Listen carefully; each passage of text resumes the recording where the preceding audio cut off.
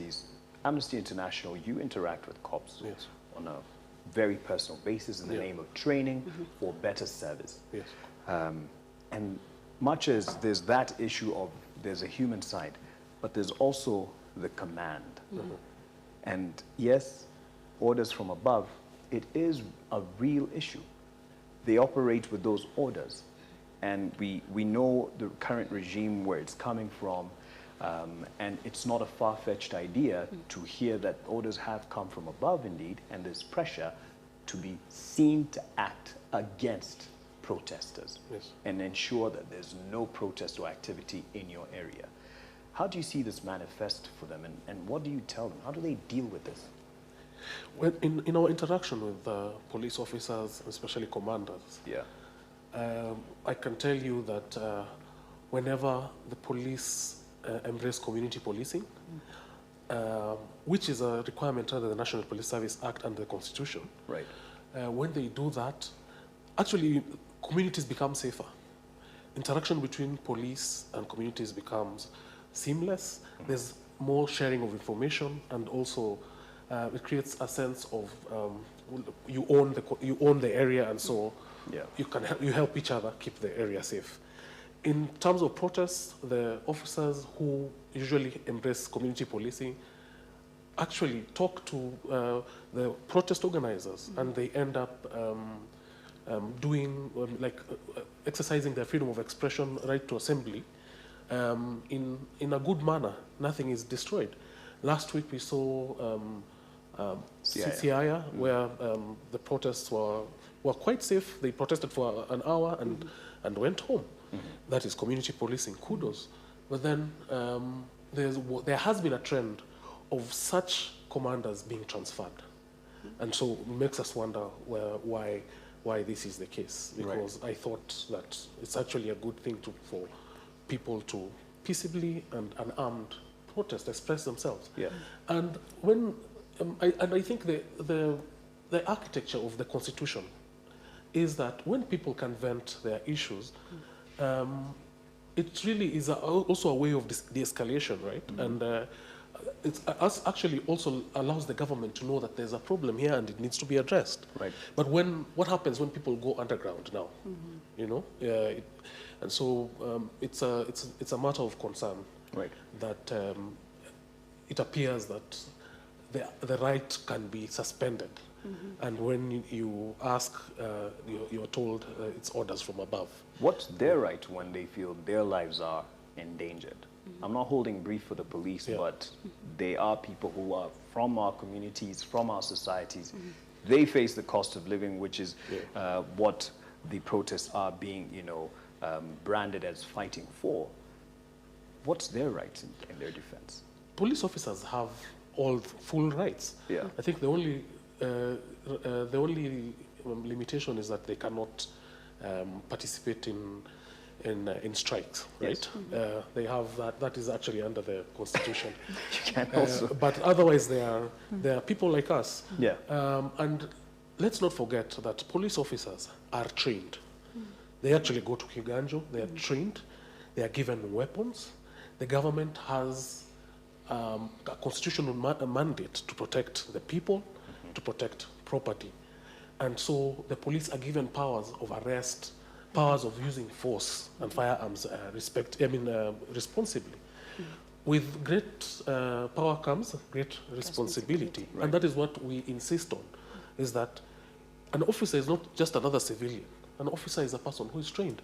And personally speaking, my life has been saved by officers twice. One was a robbery and another one was a public order issue. And so I understand that whenever there's a problem, the police need to come in and have the ability to actually use their authority and their weapons properly. But when we see small boys being shot, when we see cases, there were 2 babies who died as a result of suffocation, tear gas. What happened to baby Pendo? Was clobbered in the head, a 6-month-old baby. So we are not really condemning all police officers or anything, but we are just demanding that we all become professional and better for all of us, really. Right. Yeah. And as Article 19, you fight a lot for the right to protest, to picket, and like what's happening here. And world over, we've seen examples of what's happening in France. And much as it has been very destructive, you know, you'd see something burnt here, and those basically unrest. Those business was disrupted, and it got the headlines. However, the headlines didn't quite have the numbers that we are hearing of deaths from the activity of authority against protesters. And perhaps that's why the Foreign Affairs Minister was very upset when there was a number put to the deaths so far in the protest, given the police activity and the authorities. What contrast do you see, and what can we borrow? From Yes. I think in a general sense, there has been a bit of a crackdown on protests quite over. The difference is how you choose to, how the police engage with members of the public. And I think for me, it comes, because even in France, you saw there's quite a good number of people who have been arrested, right? But I think it comes down to what we said at the beginning, the fundamental principles that we choose to employ as a society, right? And I think we were having this conversation about the value we attach to lives, right? What we have chosen to accept. Sometimes I say, as Kenyans, we just accepted mediocrity, and it is what it is, right? Because we just have a long history of police brutality, this use of excessive force, but then somehow we don't seem to be learning anything, even if there's all these good policies, we have all the right frameworks, our laws are up to par. Right. We just don't seem to have the willingness to abide by that rules, and that just goes, for me, it's the fabric. Do we respect lives enough? Do we respect the law? Those officers also have chosen to follow due process. If you think somebody is doing something wrong, just arrest them. Yes. Have them charged for the right offense. Why must we resort to this avenue of just maiming people, killing people? I believe that's just a standard that we've set for ourselves as a society, and deem it to be appropriate and unto us, because then we keep finding ourselves in that cycle. Yes. And what you said about the minister being offended, I think it's just, the same thing. We don't want to be called out. We don't want to take responsibility for what is happening, because with certainty, Demas will tell you, we have so many organizations have been doing the monitoring, and for sure, even just July, it's between 25 and 40. I say there's such a wide range because there are various verifications. You're talking about within July, the deaths from the protest activity, 25 to 40 people. Yeah, they're in between. Everyone I have seen is in between there, right? It's just the different verification processes that people go through. Yes. So when and even in the crafting of that statement, the spokesperson did not say with certainty. He referred to reports. Right? He said reports indicate, which is appropriate, quite appropriate. But because we don't want to pursue accountability, and we know people sometimes get away with it, then it becomes the general operating standard for our police, for our society. Right. Yeah, and that's how we find ourselves in this situation over and over again. To set the record straight, how bad is it?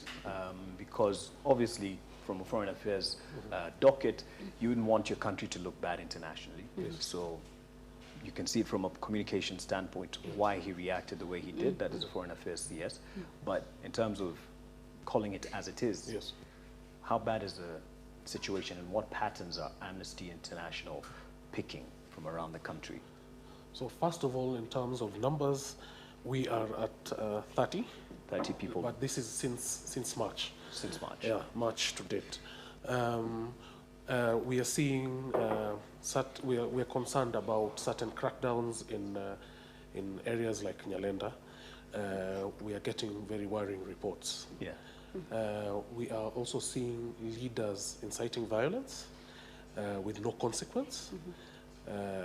Some are even really almost participating in disorder, right? We are also concerned that some of the protests themselves are taking a violent turn, which shouldn't be, because the right to protest, you should be peaceful and unarmed. That is just the minimum standard under the Constitution.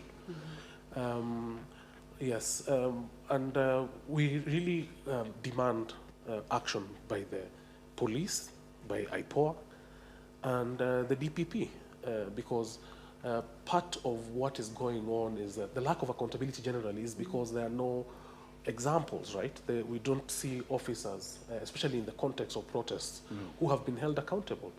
And so people feel like now they have the blessings from above, and they can do anything, which is very concerning. Right. Yeah.